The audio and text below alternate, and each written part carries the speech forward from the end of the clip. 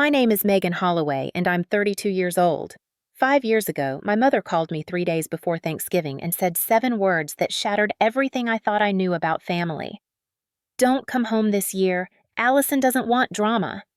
No explanation. No apology.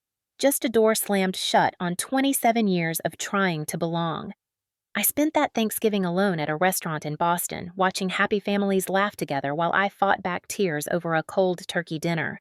I had no idea that the strangers at the next table would become the family I'd always dreamed of. I had no idea that 5 years later they'd be introduced at my wedding as the parents of the bride, while my biological parents stood watching, uninvited, realizing they'd been replaced in every way that matters. But before I tell you about that moment, the moment when everything came full circle, let me take you back to where it all began, to a phone call on a cold November evening and the night I finally stopped shrinking myself to fit into spaces that were never meant for me. I remember exactly where I was standing when my phone rang. November 21st, 3 days before Thanksgiving. I was in my tiny studio apartment in Boston, the kind of place where you could touch the refrigerator from your bed if you stretched far enough. Half-packed bags sat open on my floor. A pumpkin-scented candle flickered on the windowsill. My small attempt to summon the holiday spirit in a space that had never quite felt like home. I'd already bought my plane ticket back to Connecticut. Non-refundable, because that's the kind of optimistic idiot I was. Every year I told myself it would be different. Every year I believed. Mom's name flashed on my screen. I smiled and picked up. "Hey, Mom. I was just about to—" "Megan." Her voice was flat. Cold. The kind of cold that made my stomach drop before my brain could catch up. "I need to tell you something." I set down the sweater I'd been folding. "What's wrong? Is Dad okay?" "Your father's fine." A pause. The kind of pause that fills with all the things a person doesn't want to say. "Listen, I've been thinking, and don't come home this year." I actually laughed. The sound came out strangled and strange. "What do you mean?" "Allison doesn't want drama." My mother's voice hardened into something familiar, that tone she used when she'd already made up her mind and resented having to explain herself. "She's pregnant again, and she doesn't need the stress." I gripped the phone tighter. My knuckles went white. "Drama? What drama? I haven't even talked to Allison in months." "Exactly." The word landed like a slap. "And let's keep it that way. You know how you get." How I get. 3 words that had followed me my entire life. How I get when I ask questions. How I get when I express hurt. How I get when I dare to exist in a way that inconveniences anyone. Mom, I literally just asked her last year why she didn't invite me to her baby shower. My voice cracked despite my best efforts to keep it steady. "That's not drama. That's a question." "See?" I could almost hear her shaking her head. "That's exactly what I mean. You always make everything about you." I stood frozen, watching the first snowflakes of the season drift past my window. 27 years old, and my mother was telling me I wasn't welcome at Thanksgiving because I'd once asked why I was excluded. "Mom, I already bought my ticket." "Then get a refund." Her tone left no room for negotiation. "Allison is pregnant. She doesn't need stress, you understand?" The line went dead before I could respond. I stood there for a long moment, phone still pressed to my ear, listening to the silence where my mother's voice had been. The pumpkin candle flickered. Outside, Boston carried on with its evening, cars honking, people laughing on the street below, the world continuing to spin as if nothing had happened. I looked down at the plane ticket on my desk.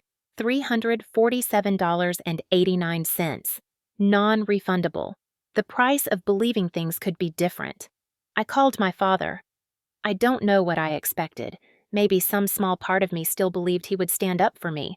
Just this once. Just when it mattered. The phone rang 4 times before he answered. "Hey, kiddo." His voice was cautious, careful. The voice of a man who already knew what this call was about and had spent the last few minutes deciding not to do anything about it. "Dad, did Mom tell you?" A long pause. I could hear the television in the background, a football game, the crowd cheering for someone's victory. She mentioned it. "And you're okay with this?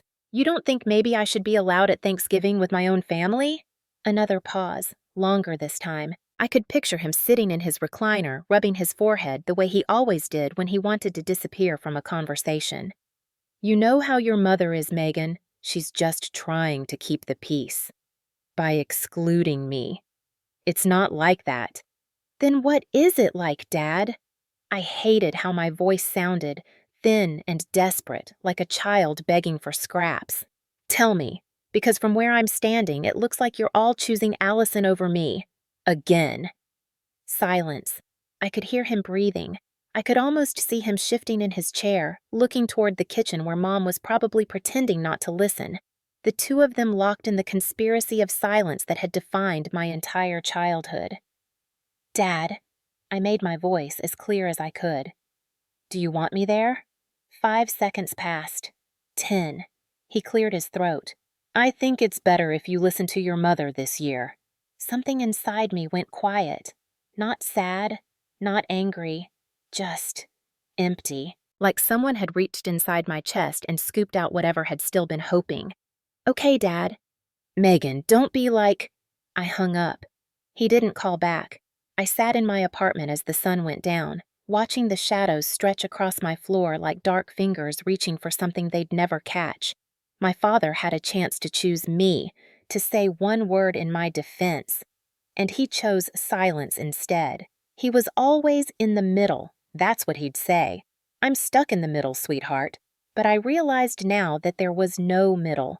There was only one side, and he'd been standing on it all along. He just couldn't admit it, maybe even to himself. But as the darkness settled in through my window, something else settled in me too. A quiet decision. If I wasn't welcome at their table, I'd make my own Thanksgiving. I didn't sleep that night. Instead, I lay in the dark and watched the highlight reel of my life play out against my ceiling. A montage of all the times I'd been the acceptable sacrifice. I'd been planning it for months. Just a small gathering, me and my 3 closest friends. Mom promised we'd have cake and go bowling.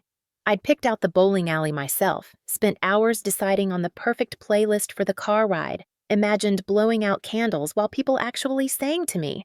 But the morning of my birthday, Allison called, crying. She'd failed her calculus final and needed emotional support. Within an hour, my party was canceled. The whole family piled into the car to drive to Allison's apartment 2 hours away to console her about a test she'd failed because she'd been too busy with her boyfriend to study. "Don't be dramatic, Megan," my mother said when I tried to protest. "Your sister needs us more right now. You can celebrate next weekend." We never did. I'd worked so hard for that moment. 4 years of late nights and part-time jobs and scraping by on ramen and discount coffee. I was the first person in my family to graduate with honors, the first to graduate at all. I walked across that stage, reached for my diploma, and looked out into the crowd for my parents. Their seats were empty. They showed up 2 hours later, just as I was helping fold up chairs. Allison had a routine prenatal checkup that couldn't be rescheduled. "You understand, sweetheart," Mom said, not quite meeting my eyes. "Your sister's baby is more important than a ceremony. More important than me." That's what she meant. That's what she always meant. Last year, Allison's second pregnancy. I found out about the shower from Instagram, a photo someone tagged me in by accident. 24 people crowded around my sister in a restaurant I recognized from family dinners, opening presents, eating cake, celebrating. I wasn't invited. When I asked Allison why, not accusingly, not dramatically, just why, she rolled her eyes. "God, Megan, you always make everything about yourself. It was just a small thing. I didn't think you'd want to come anyway." That was it. That was the drama my mother was referring to. The crime of asking why I'd been excluded from my own sister's celebration. I learned early that complaining only made things worse. Don't be so sensitive. Stop making everything about yourself. Why can't you just be happy for your sister? So, I stopped complaining. I became smaller, quieter. I thought if I was agreeable enough, easy enough, invisible enough, Maybe then I'd finally earn their love. I was 27 years old, sitting in a cold apartment with a worthless plane ticket, and I finally understood the truth. There was no amount of small that would ever be small enough. But something else surfaced that night, a memory I'd buried so deep I'd almost forgotten it existed. I was 12, hiding in the hallway closet during a family gathering because the noise overwhelmed me. Through the slats of the door, I could see into the kitchen where my grandmother was talking to my mother in low, serious tones. Trish, you can't keep doing this. You can't keep putting all your attention on Allison and ignoring Megan. It's not fair to either of them. My mother's response was sharp, defensive. You don't understand, Mom. I almost lost Allison. When she was born, the cord was wrapped around her neck and she was blue, and for 30 seconds I thought she was dead. 30 seconds that lasted a lifetime. That was 12 years ago. I don't care. My mother's voice cracked. I can't lose her. I can't let anything happen to her. I won't. And Megan? Silence. I'd forgotten that conversation until now. Or maybe I'd chosen to forget it because remembering would mean understanding that my mother's neglect wasn't random cruelty. It was fear, a trauma that had calcified into favoritism, a wound that had become a wall. But understanding isn't the same as excusing. Understanding why she did it didn't make it hurt less. It didn't give me back my 16th birthday or my graduation or any of the 1,000 small moments when I needed a mother and found an empty chair instead. The sky outside my window began to lighten. Somewhere in the distance, a garbage truck rumbled through its early morning route. I got out of bed. I wasn't going to lie here feeling sorry for myself. If they didn't want me at their table, I'd find my own. Thanksgiving Day arrived gray and cold. I woke up to the sound of my upstairs neighbor's family arriving. Footsteps overhead, children laughing, the muffled warmth of voices I couldn't make out. Someone's grandmother was asking about parking. Someone's kid was already crying about something. The smell of something delicious drifted through the vents. Stuffing, maybe, or the beginning of gravy. A real family, a real holiday.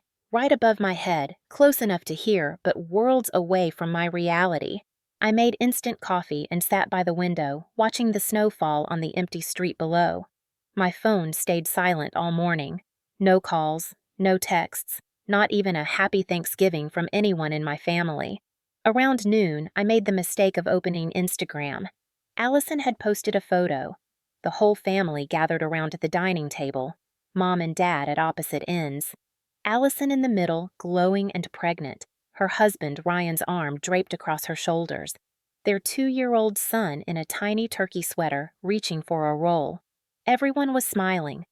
The caption read, "So grateful for my family. These are the people who matter most." I zoomed in on the photo, counted the place settings. 4 adults, 1 toddler, 5 chairs. There wasn't even an empty chair where I should have been. They hadn't just excluded me. They'd erased me, like I'd never existed at all. I closed the app, stared at the ceiling. I thought about ordering delivery and spending the day in bed. That's what I deserved, right? A sad meal alone in my dark apartment, feeling sorry for myself. That's what the dramatic daughter gets. But something in me refused. No, I wasn't going to sit here and let them win. I wasn't going to let their rejection turn me into exactly what they accused me of being, a sad, bitter, dramatic mess curled up in her own misery. I grabbed my coat. If I was going to eat Thanksgiving dinner alone, I was going to do it somewhere with actual food, with light, with life, with candles on the table and the smell of real turkey and the sound of other people being happy. Even if I wasn't one of them, I just had to find a restaurant that was still open. Harborview Grill was one of those old Boston institutions, dark wood, brass fixtures, white tablecloths that had probably been starched by someone's grandmother. The kind of place that still had cloth napkins and candles on every table and waiters who called you ma'am without a hint of irony. More importantly, it was one of the few restaurants in the city that stayed open on Thanksgiving. When I pushed through the heavy door, the warmth hit me like a wave. The smell of roasted turkey and fresh bread and something sweet, pie maybe, or that caramelized smell of brown sugar melting into butter. Soft jazz played from invisible speakers, and everywhere, families, couples with grandparents, parents with children, groups of friends who laughed like they'd known each other since childhood. The restaurant hummed with the sound of people who belonged somewhere. The hostess looked at me with barely concealed pity. Her eyes swept over my coat, my solo presence, my face that probably still carried traces of this morning's tears. Just one tonight? Just one. Yes, just me. She led me to a tiny two-top in the corner, squeezed between the kitchen door and a large family that had pushed 3 tables together. I could have touched their chairs if I reached out. Your server will be right with you. I sat down, opened my menu, tried to look like this was a choice, like I was an independent woman choosing to dine alone on Thanksgiving, rather than a reject who had nowhere else to go. The family next to me was celebrating hard, an older couple at the head of the table, probably in their late 60s, the man with silver hair and kind eyes, the woman with a sort of elegant poise that suggested she'd been beautiful her whole life and would be beautiful forever, a middle-aged man with his wife and 2 kids, and a younger man, around 30, who kept making everyone laugh with stories that involved elaborate hand gestures. 3 generations. Easy affection. The kind of family that passes dishes without asking, that interrupts each other not to compete, but because they can't wait to add to each other's joy. I watched them out of the corner of my eye and felt something crack open in my chest. This is what family is supposed to look like. The Thanksgiving special? My server appeared with a bread basket and a tight smile. Yes, please. I was going to get through this dinner. I was going to eat my turkey and drink my wine and pretend I was fine. And then I was going to go home and cry in private like a person with dignity. I was not going to break down in public. I was not. My food arrived. Golden turkey skin, cranberry sauce pooled like a jewel, a perfect scoop of mashed potatoes, a fan of green beans, a roll that steamed when I broke it open. It looked like a magazine photo, like the kind of meal you see in advertisements for families that don't exist. I couldn't taste any of it. I sat there pushing food around my plate, trying not to look at the family beside me, trying not to think about my own family gathered around their table in Connecticut, laughing and passing the gravy and not giving a single thought to the daughter they'd discarded. And somewhere between the turkey and the untouched pie, something shifted. I understood suddenly what I'd been avoiding for 27 years. This wasn't about Thanksgiving. This wasn't about Allison's pregnancy or my mother's need for peace. This was about a pattern so deep it had shaped my entire life. I had spent 27 years trying to earn a place at their table, bending myself into smaller and smaller shapes, swallowing my hurt, apologizing for having feelings, staying quiet when I should have spoken, speaking up only to be told I was too much. And what had it gotten me? A corner table, a meal alone, an Instagram photo with no empty chair. If I kept going like this, if I kept trying to be small enough, quiet enough, agreeable enough, what would I have left? At some point, there'd be nothing left to shrink. The tears came before I could stop them. I turned my face toward the window, hoping no one would notice. Grabbed my napkin and pressed it to my eyes, trying to be invisible, trying to disappear the way I always did when feelings became inconvenient. Then a voice cut through the fog. Honey? Warm, concerned, close. Are you okay? I looked up. The older woman from the family next to me was standing beside my table. Silver hair swept back from her face. Kind eyes, the kind of eyes that looked like they'd spent a lifetime actually listening to people. A face that somehow managed to be both elegant and approachable, the sort of face you'd trust with a secret. She was looking at me like I mattered. I'm fine, I said automatically. The words came out hoarse and unconvincing. Just allergies. The woman raised one eyebrow, not judging, just knowing. Allergies don't usually make people cry into their napkin on Thanksgiving. I let out a sound that was half laugh, half sob. That obvious? Only to someone who's paying attention. She smiled, and something about that smile made me feel less alone than I'd felt in months. I'm Eleanor. Megan. Well, Megan. She glanced back at her family, then at me. The younger man, her son, I assumed, was watching us with curiosity but no judgment. "No one should eat alone on this day. Why don't you come join us?" I shook my head immediately, the reflex of a lifetime of not wanting to impose. "Oh, no, I couldn't. I don't want to intrude." "You're not intruding." Her voice was gentle but certain. "I'm inviting. There's a difference." "I really appreciate it, but my husband tells terrible jokes," she continued as if I hadn't spoken. "And my son Ethan keeps trying to start debates about things no one wants to argue about on a holiday. You might as well come suffer with us." The older man, her husband, waved at me from the table. His smile was warm and undemanding. "She won't take no for an answer," he called over. "Trust me, 45 years and I've never won an argument." The younger son, Ethan, apparently, grinned. "He's not wrong." I looked at my cold turkey, my empty table, my napkin still damp with tears. Then I looked at Eleanor and her warm eyes and her family that somehow had room for a stranger.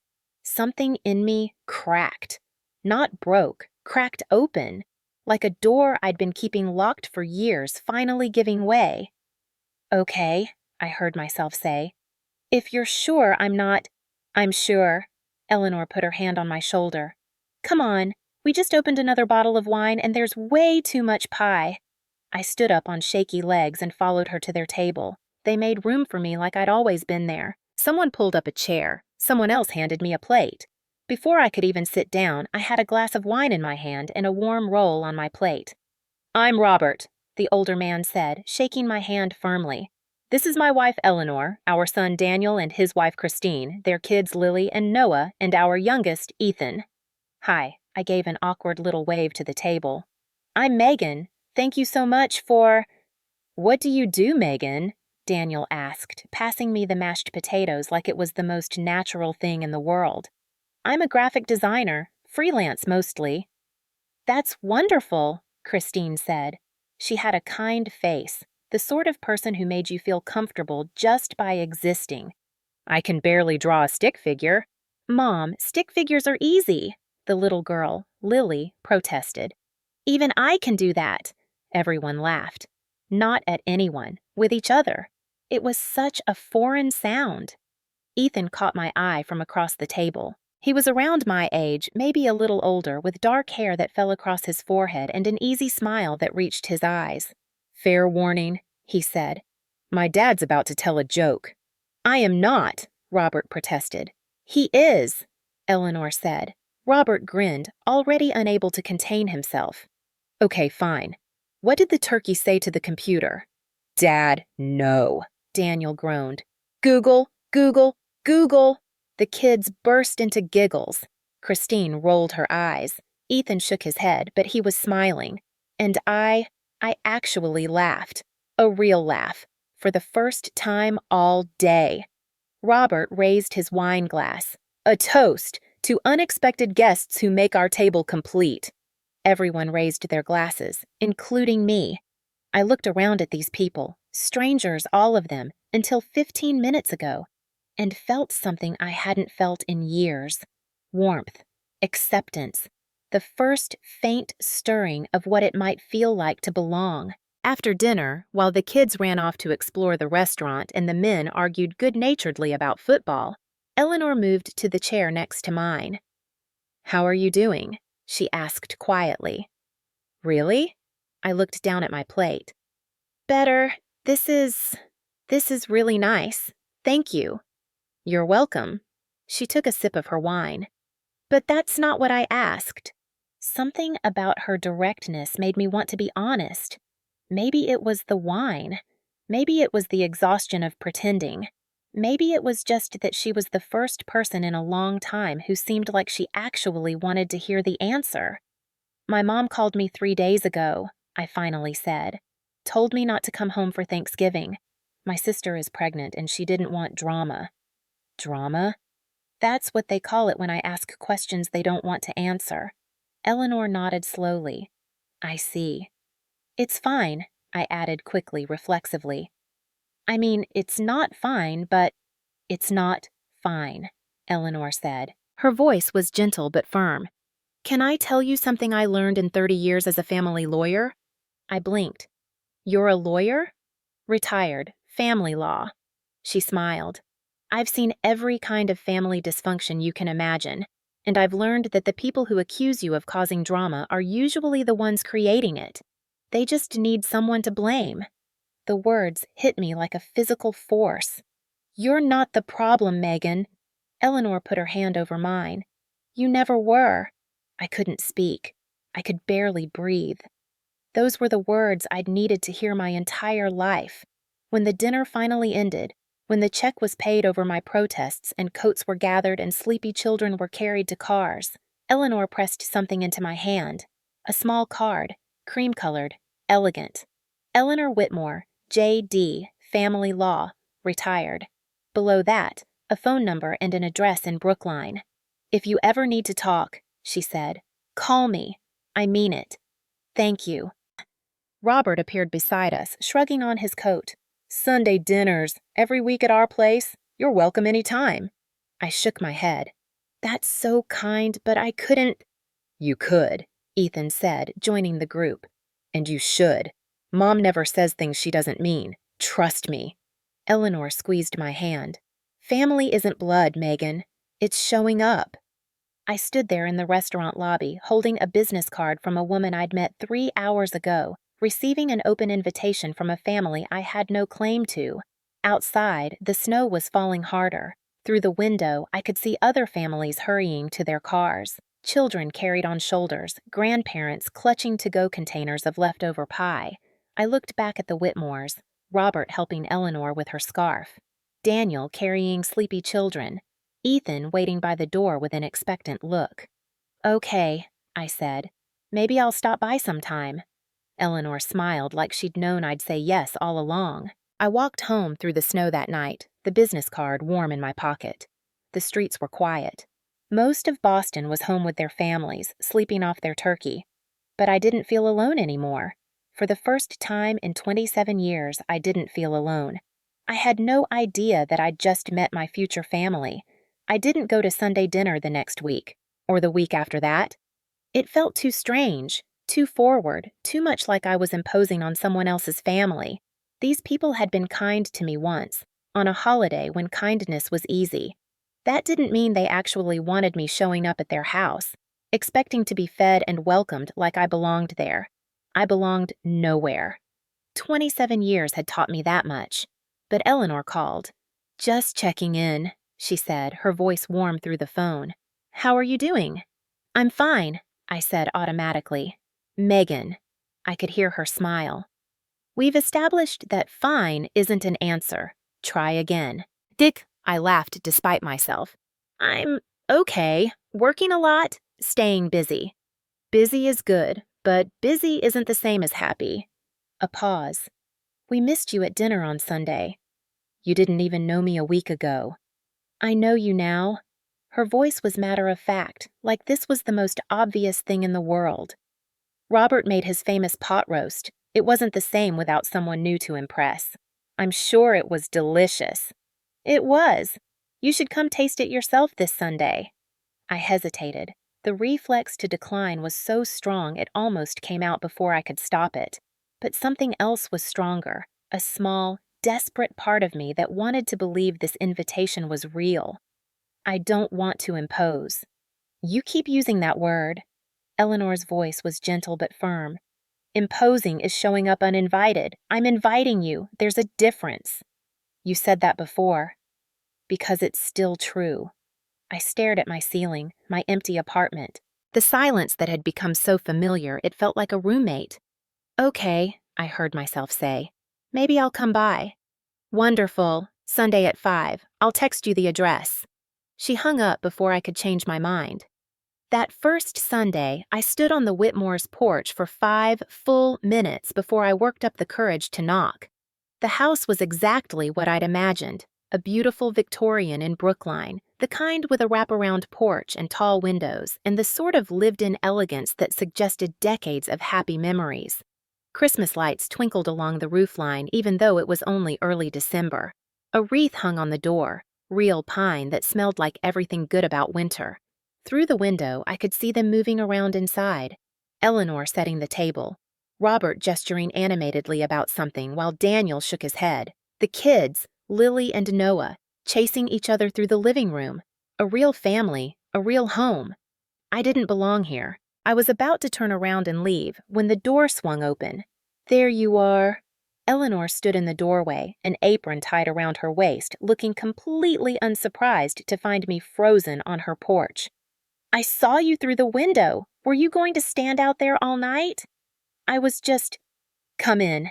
She pulled me into a hug like it was the most natural thing in the world. We saved you a seat. That was the first of many Sundays. Over the next 6 months, I became a regular at the Whitmore dinner table. Not every week at first. I was too afraid of overstaying my welcome for that. But often enough that the kids started expecting me. Often enough that Robert began setting out an extra place setting before I even arrived. Often enough that the drive to Brookline started to feel less like a journey and more like a homecoming. Robert taught me to play chess. I was terrible at it. I'd never had the patience for strategy, but he never seemed to mind. He'd sit across from me in his study, moving pieces with the slow deliberation of a man who had all the time in the world, explaining each move like I was the only student who mattered. The key, he said one evening, capturing my queen for the 3rd time that hour, is to think 3 moves ahead. Not just what you want to do, but what your opponent wants you to do. Is that how you won all those arguments with Eleanor? He laughed, a big, warm sound that filled the room. Who told you I won arguments? I said I never won. The secret to a happy marriage is knowing when to surrender gracefully. Eleanor showed me her secret pie crust recipe, the one she swore she'd never written down, passed from her mother to her, and now, impossibly, to me. We'd stand in her kitchen on Sunday afternoons, flour on our aprons, her hands guiding mine through the delicate process of cutting butter into flour. The trick is cold butter, she said, and cold hands, and patience, always patience, ways. I'm not very patient. You're more patient than you think. She smiled at me, and something in her eyes looked almost sad. You've been patient your whole life, Megan. Patient with people who didn't deserve it. Daniel's kids started calling me Aunt Megan without anyone telling them to. The first time Lily said it, reaching up for me to tie her shoe, casual as anything, I had to excuse myself to the bathroom so no one would see me cry. And Ethan. Ethan and I became friends, real friends, the kind who texted random thoughts at 2 a.m. and argued about movies neither of us had actually seen and sat next to each other at dinner without anyone having to arrange it. He was a photographer, freelance, like me. Struggling, like me. We understood each other's lives in a way that felt rare and precious. The worst part, he said one night, the two of us lingering at the table after everyone else had gone to bed, is when clients ask for something creative and then reject everything that isn't exactly what they already had in mind. Oh God, yes. I topped off both our wine glasses. Or when they say, I'll know it when I see it, and what they mean is, I have no idea what I want, but I'll blame you when I don't get it. We should start a support group. We should start a revenge society. He laughed, and I laughed, and somewhere in the space between us, something shifted. Nothing dramatic, nothing I could name, just a warmth that hadn't been there before. I didn't hear from my biological family once during those months. Not a call, not a text, not even a Christmas card. For the first time in my life, I stopped noticing. Because for the first time, I wasn't performing for love. I wasn't shrinking myself to fit into someone else's expectations. I wasn't holding my breath, waiting to be told I was too much or too little or too something. I was just existing, being Megan. And somehow, impossibly, that was enough. It felt like finally coming home. One spring afternoon, about 8 months after that first Thanksgiving, I arrived at the Whitmore house early. Eleanor had asked me to help with prep for Daniel's birthday dinner, and I'd taken the afternoon off work to be there. The door was unlocked. It always was on Sundays, so I let myself in. Eleanor, I called out. I'm here. No answer. I wandered through the house, past the living room with its overstuffed couches and family photos covering every wall, past Robert's study where the chessboard sat waiting for our next game, toward the back of the house where Eleanor's office was. The door was open. Eleanor sat at her desk, her back to me, holding something in her hands. She didn't seem to hear me approach. "Eleanor?" She startled, turning quickly. For a moment, just a moment, I saw tears on her cheeks before she wiped them away. "Megan." She smiled, but it didn't quite reach her eyes. "You're early. Is everything okay?" "Fine, fine." She set down what she'd been holding, a photograph in a silver frame. "Just taking a trip down memory lane. Dangerous thing to do when you get to be my age." I hesitated in the doorway. "I can come back if you need a minute." No, come in." She gestured to the chair across from her desk. "Actually, I've been meaning to talk to you about something." I sat down, a knot forming in my stomach. This was it, I thought. This was when she'd tell me I'd overstayed my welcome, that it had been nice having me around, but maybe I should start finding my own way, that I'd misread their kindness as something more than it was. Instead, Eleanor picked up the photograph and turned it toward me. A girl smiled out from behind the glass. Young, maybe 23 or 24, with Eleanor's elegant features and Robert's kind eyes. She stood on a beach somewhere, hair whipping in the wind, laughing at whoever was taking the picture. "This is Rebecca," Eleanor said quietly. "Our daughter. Our youngest." I looked at the photo, then back at Eleanor. "I didn't know you had a daughter." "She died." Eleanor's voice was steady, but I could hear the effort it took to keep it that way. 15 years ago. Car accident. She was 24, the same age I'd been when we met." "Eleanor, I'm so sorry." She nodded, accepting the condolence the way people do when they've heard it 1,000 times. "Thank you. It's something you learn to carry. You never get over it, not really, but you learn to carry it." I didn't know what to say. I sat there looking at the photo of a girl I'd never met, feeling the weight of a grief I couldn't imagine. "Can I tell you something?" Eleanor set the photo down carefully, facing it toward her like she couldn't bear to turn Rebecca away. "The night I met you, Thanksgiving, I almost didn't go to the restaurant." "What do you mean?" "Rebecca died on Thanksgiving." Her voice was barely above a whisper. 15 years ago, this past November. That's why we eat at Harborview instead of at home. Too many memories here. Too many empty chairs. The words hit me like a physical blow. I thought of Eleanor walking over to my table, offering me kindness on what must have been the hardest day of her year. "I almost stayed home," she continued. "I was tired, sad. Robert tried to convince me to go, but I didn't have it in me. And then I thought about Rebecca, about how she would have hated the idea of me sitting alone in a dark house, feeling sorry for myself." Eleanor looked up at me, her eyes bright with unshed tears. "So I went. And I saw you." "Me? You were sitting at that little table, trying so hard not to cry. And I thought—" She paused, gathering herself. "I thought about what Rebecca would do if she saw a girl sitting alone on Thanksgiving, looking like the world had ended. And I knew she'd march right over there and demand that girl join our family." I felt my own eyes burning. "So that's what I did." Eleanor smiled, though it was watery at the edges. "I did what Rebecca would have done." "Eleanor." I didn't know how to finish the sentence. "I need you to understand something." She leaned forward, her gaze intense.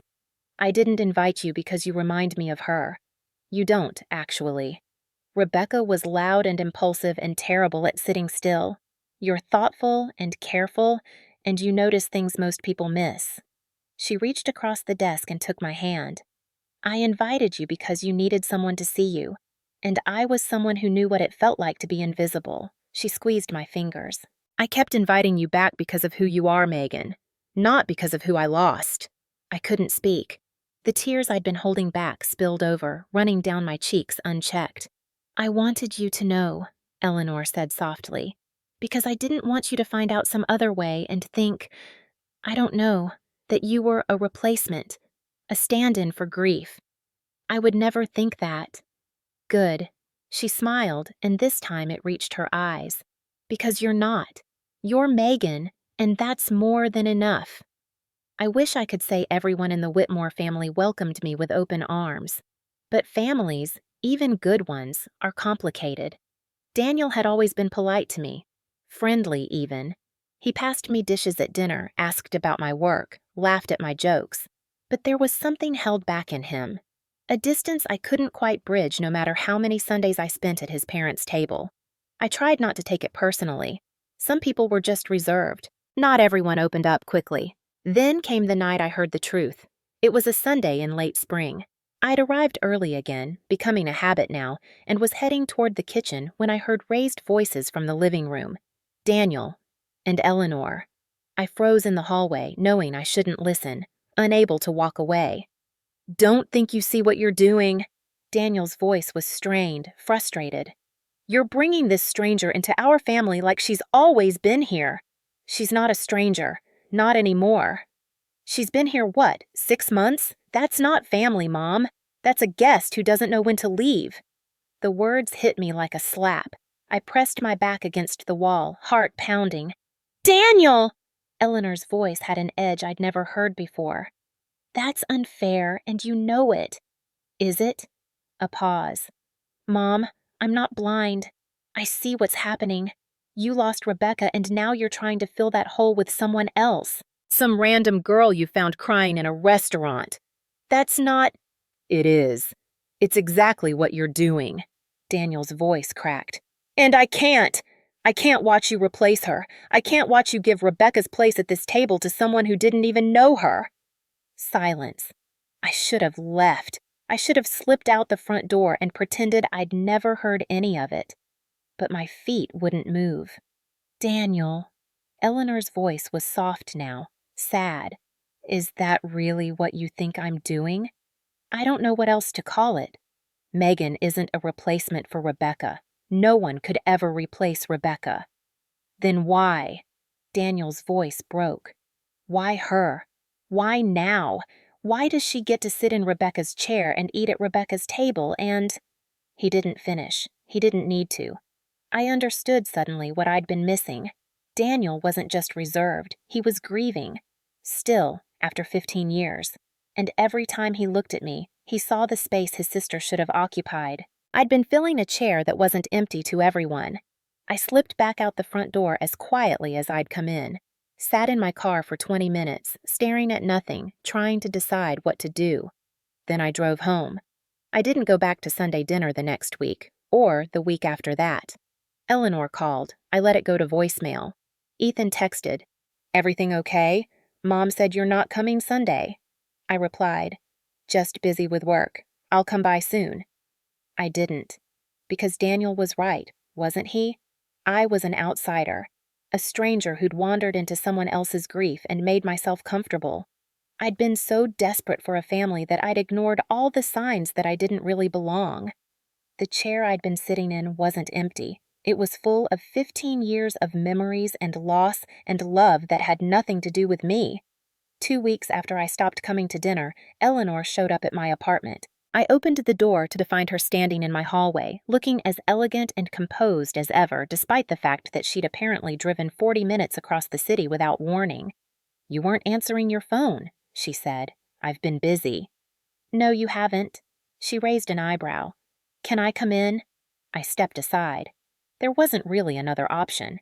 Eleanor walked into my tiny studio, taking in the unmade bed, the stack of dishes in the sink, the general air of someone who'd stopped caring about their surroundings. She didn't comment on any of it. "I know what you heard," she said. I stiffened. "What?" "Daniel told me. He saw your car outside that day. He figured out you must have—" She sighed. "I'm sorry, Megan. You shouldn't have found out that way." "Found out what? That I'm not welcome?" "That's not— that I've been sitting in a dead girl's chair for 6 months while her brother watched and hated every second of it." The words came out sharper than I intended. Eleanor didn't flinch. "Daniel doesn't hate you." "Could have fooled me." "He hates that his sister is dead." Eleanor sat down on the edge of my bed, the only place to sit in my cramped apartment. "He hates that 15 years have passed and it still hurts like it happened yesterday. He hates that his parents have found a way to keep living while he's still stuck in the moment he lost her." I stayed standing, arms crossed, protecting myself from whatever came next. Rebecca was his twin, Eleanor continued quietly. Did you know that? I shook my head. They did everything together. Sports, school, even went to the same college. When she died, Eleanor's voice caught. It was like watching half of him die with her. I didn't know. Of course you didn't. Because we don't talk about it. Not really. We've all learned to carry our grief quietly, like civilized people. The bitterness in her voice was surprising. Maybe that was a mistake. She looked up at me, and I saw the same woman who'd walked over to my table on Thanksgiving. The same kindness, the same knowing eyes. Daniel isn't angry at you, Megan. He's angry at a world that took his sister. You just happen to be a convenient target. That doesn't make it hurt less. No, it doesn't. She patted the bed beside her. Sit down, please. I sat. I'm going to tell you what I told Daniel after you left that day. Eleanor took my hand. You aren't Rebecca's replacement. You couldn't be, even if I wanted you to be, because Rebecca was Rebecca and you are you. Then why? Let me finish. Her grip tightened. When I saw you in that restaurant, yes, I thought of Rebecca. I thought of how she would have never let a crying stranger eat alone. I thought of doing what she would have done in her honor. She paused, gathering herself. But that was one moment, one decision. Everything after that, every Sunday dinner, every conversation, every time I called to check on you, that wasn't about Rebecca. That was about you. How do I know that's true? You don't. Eleanor's voice was matter-of-fact. You can't know what's in someone else's heart. You can only decide whether to trust them. I looked at this woman who'd pulled me out of my loneliest moment, who'd fed me and welcomed me and treated me like I mattered when my own mother couldn't be bothered.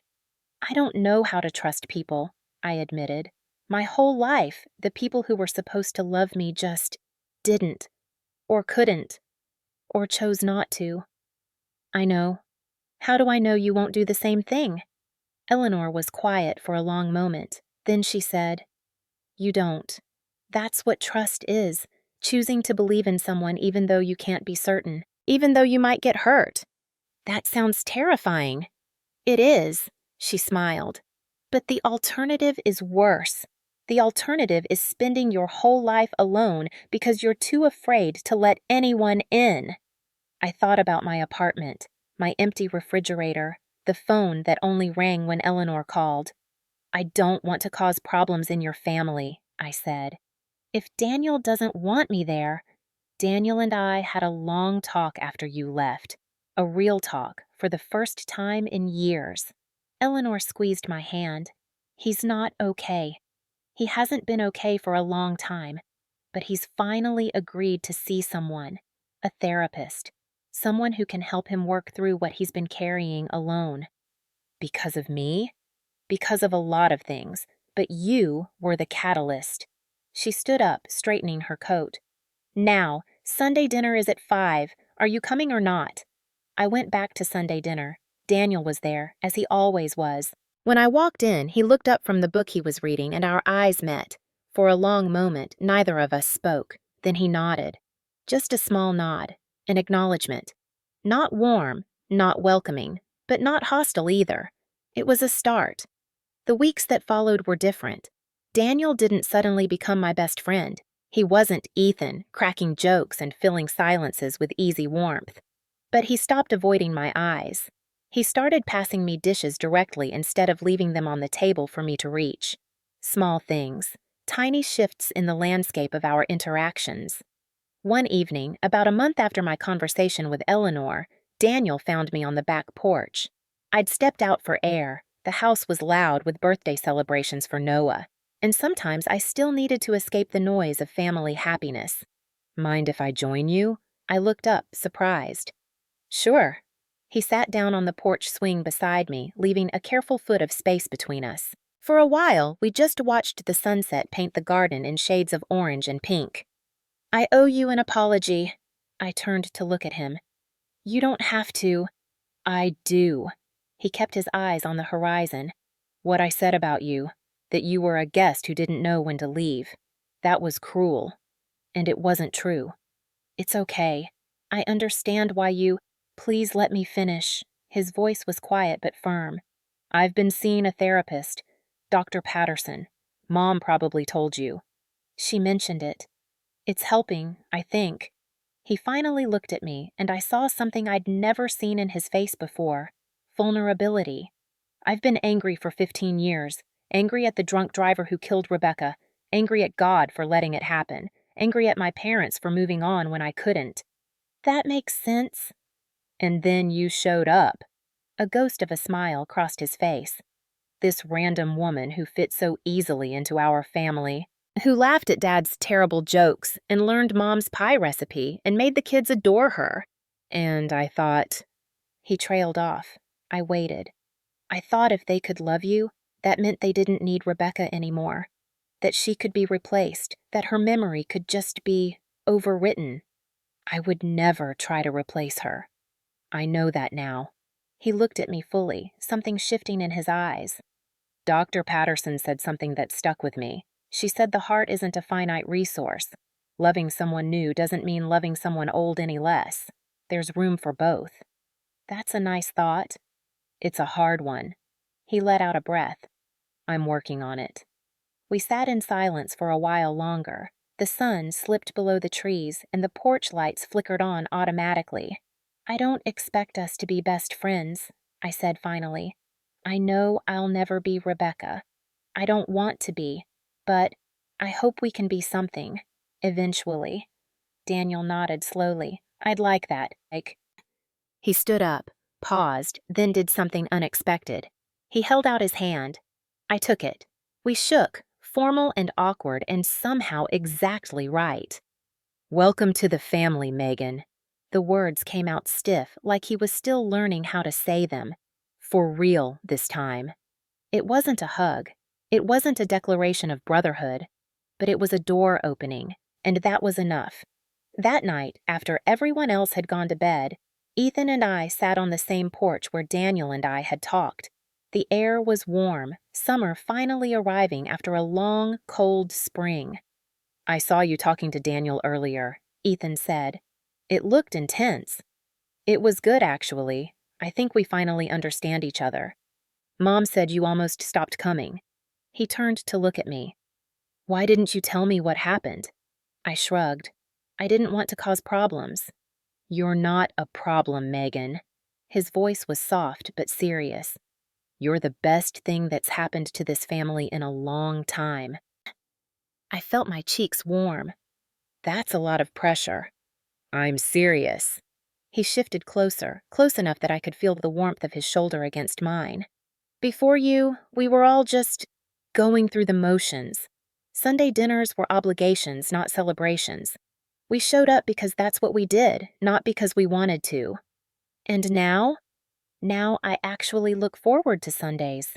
He smiled, that easy Ethan smile I'd come to know so well. I look forward to seeing you. Something in the air shifted, a tension I hadn't noticed building, suddenly impossible to ignore. Ethan, I know. He held up a hand. I know. It's complicated. You're part of the family now, and I don't want to make things weird. It's already weird. Is it? I looked at him, really looked at him.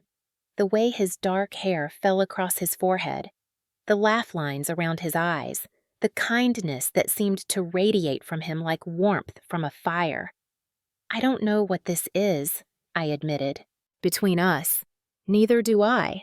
He reached over and took my hand, gentle, careful, giving me every chance to pull away. But I'd like to find out, if you would.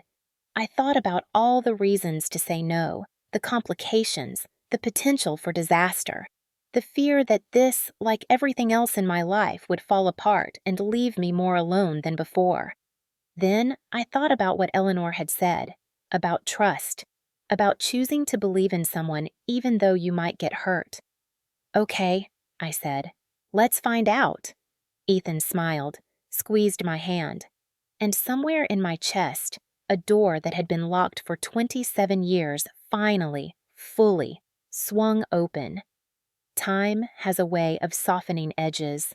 2 years after that first Thanksgiving, my life had become something I wouldn't have recognized from the vantage point of my lonely studio apartment. The girl who'd sat crying into her napkin at Harbor View Grill. She felt like a stranger now, a ghost of someone I used to be. I'd moved out of the studio, not far, still in Boston, still close enough to walk to my favorite coffee shop, but into a real apartment. 1 bedroom, a kitchen with actual counter space, a living room where I could host people if I ever wanted to host people, which I now sometimes did. The design agency had hired me full-time after 2 years of freelance work. Art director, a title that still felt too big for me, like wearing someone else's coat. But I was growing into it, learning to take up space, learning that my ideas had value, that my voice deserved to be heard. And every Sunday, without fail, I drove to Brookline. The Whitmore house had become my anchor, the place I thought of when someone said the word home. I knew which floorboards creaked, which cabinet held the good wine glasses, which corner of the couch was Robert's and therefore permanently off limits. I knew that Eleanor hummed while she cooked, and that the back door stuck in humid weather, and that the garden was Robert's pride and joy, even though he pretended it was just something to keep busy. I knew these people, and more importantly, they knew me. Daniel and I had found our rhythm. We weren't close the way I was close with Ethan. We probably never would be, but we'd built something solid, a mutual respect, an understanding. He'd been in therapy for 2 years now, working through grief he'd been carrying since he was 27. Sometimes, after dinner, he'd catch my eye across the table and nod. A small acknowledgement. I see you. You belong here. It meant more than he probably knew. Christine had become something like a sister to me. She was the one I called when work was overwhelming, when I needed advice about nothing in particular, when I just wanted to hear another woman's voice. She'd fold me into her chaos. 2 kids, a demanding job as a social worker, a husband still learning to process his emotions, and somehow make me feel like I was helping just by being there. Lily and Noah had stopped treating me like a novelty and started treating me like furniture, in the best way. I was just Aunt Megan now, the person who helped with homework and snuck them extra dessert and always took their side in arguments about bedtime. And Ethan and I had been together for a year and a half. Not officially at first. We'd spent months circling each other, neither willing to name what was happening between us. But eventually the Sunday dinners turned into Tuesday coffee dates, turned into Thursday movie nights, turned into waking up in each other's apartments more often than not. You know, Robert said one Sunday, watching Ethan and me clear the table together, "When Eleanor first brought you home, I didn't expect you to become my daughter-in-law." Dad. Ethan's ears turned red. We haven't. I'm just saying. Robert winked at me. If you're going to keep him, someone should warn you about his snoring. I don't snore. You absolutely snore, I said. It's like sleeping next to a freight train. Traitor. I laughed and he laughed and Robert wandered off looking pleased with himself. And I thought, this is what it feels like. This is what family feels like. Not perfect, not without complications, but real. Mine. My biological family had become a distant memory. 2 years of silence. No calls on my birthday. No cards at Christmas. No awkward attempts at reconciliation. Just nothing. As if I'd never existed at all. Sometimes I wondered if they thought about me, if my mother ever looked at Allison's children and thought about her other daughter, if my father ever reached for the phone and then put it down, if Allison ever mentioned me to anyone, or if I'd been erased from the family narrative entirely. I didn't know. I'd stopped trying to know. There was grief in that, a dull ache that never quite went away, but there was also peace. I'd spent 27 years waiting for them to love me. Now, I was learning to live without that love, to fill the space with something better. One afternoon, about 2 years after that first Thanksgiving, I was sitting with Eleanor on her back porch. The garden was in full bloom, roses climbing the trellis, tomatoes ripening on the vine, everything lush and alive and reaching toward the sun. Robert was inside watching some game, his occasional shouts filtering through the open window. Ethan had gone to pick up more wine. It was just the 2 of us enjoying the warmth of a summer afternoon. "Can I ask you something?" Eleanor said. "Of course. Have you ever thought about making this official?" I frowned. Making what official? This. She gestured vaguely at the house, the garden, the life we'd built. Your place in our family. I'm not sure what you mean. Eleanor set down her tea and turned to face me fully. Her expression was serious but warm, the look she got when she was about to say something important. Adult adoption, she said. It's a legal process where a consenting adult is formally adopted by another family. It creates a legal parent-child relationship, new birth certificate, new legal next of kin, everything. I stared at her. That's a real thing? Very real. I helped many people through the process when I was practicing. She smiled. The law recognizes what the heart already knows, Megan. That family can be created, not just inherited. You want to adopt me? Robert and I have discussed it. We would be honored. She paused. But only if you want it. This isn't something we're pushing on you. It's just an option. Something to think about. I couldn't speak. The idea was too big, too overwhelming to process all at once. I know it's a lot, Eleanor said gently. You don't have to decide anything now. I just wanted you to know it was possible, whenever you're ready. What about Daniel? The question came out before I could stop it. Would he be okay with it? Daniel supports this completely. We asked him before we ever brought it up to you. Eleanor's eyes softened. He's not the same person he was 2 years ago, Megan. None of us are. And he sees what you mean to this family, what you mean to all of us. I looked out at the garden, at the life Robert had cultivated with decades of patience and care. I thought about the dining room table where I had a permanent seat, the bedroom upstairs that everyone called Megan's room, even though I'd never officially claimed it. I thought about my mother's voice on the phone, "Don't come home this year." And then I thought about Eleanor's voice, that first Thanksgiving, no one should eat alone on this day.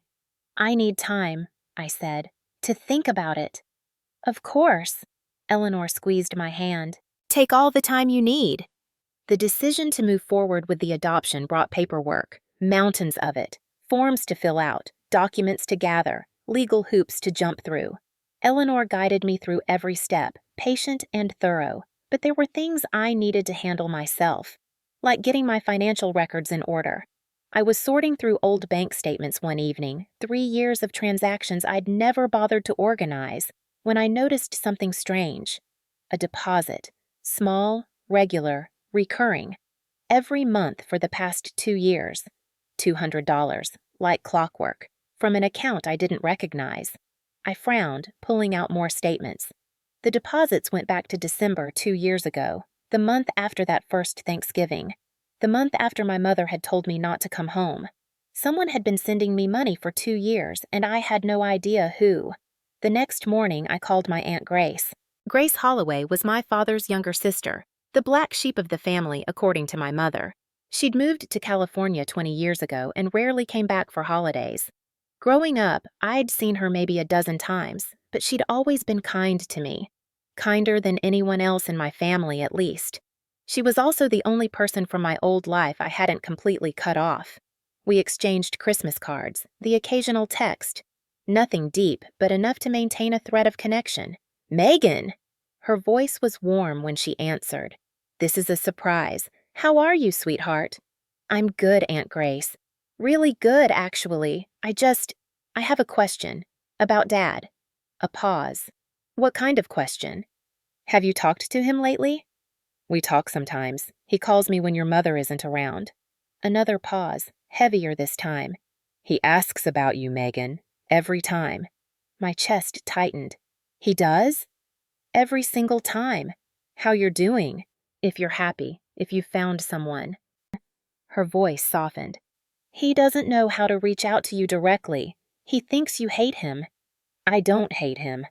I know you don't, but he doesn't know that. I took a breath. Aunt Grace, I found something in my bank statements. Someone's been depositing money into my account every month. $200 for 2 years. Do you know anything about that? Silence. A long, telling silence. Grace? She sighed. Your father made me promise not to tell you. The words hit me like a wave.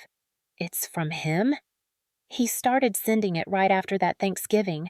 He has a separate account your mother doesn't know about. He said, her voice caught. He said it was the only way he could take care of you without causing more problems at home. I sat down heavily on my bed. 2 years. 2 years of silence from my parents, and my father had been quietly sending money the entire time. He calls it the money I should have given you, Grace continued, for birthdays he missed, graduations he wasn't there for, all the times he should have stood up for you and didn't. Why didn't he just call me? Because he's a coward. Grace said it without malice, just sad acceptance. He always has been. He loves you, Megan. I truly believe that. He just doesn't know how to show it when showing it means standing up to your mother. I didn't know what to feel. Anger? Sadness? Some twisted form of gratitude? Does he know about the adoption? I asked. What adoption? I'm being adopted. By another family. The Whitmores. Saying it out loud made it real in a way it hadn't been before. They're going to be my legal parents. Silence.